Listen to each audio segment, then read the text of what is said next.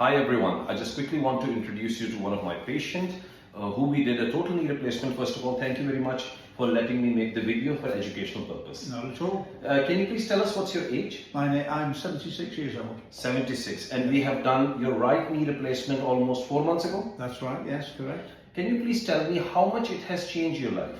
Oh, it's changed my life very much indeed. I feel I'm walking a lot better than I was before. I'm able to do quite long distances. So, Do you think it has improved your quality of life? Most definitely it has, yes. So the whole purpose of telling patients are that even if your age is above 70, if the surgical decision is made rightly, if the patient follows the right physiotherapy, then the results are extremely good, especially in case of our gentleman who is 76 years of age and now living a very independent life. Is that true? That's correct. And you are able to drive a car? Yes, indeed. And walk around everywhere? Absolutely. And how many painkillers are you taking? I'm not taking any painkillers at all now, no.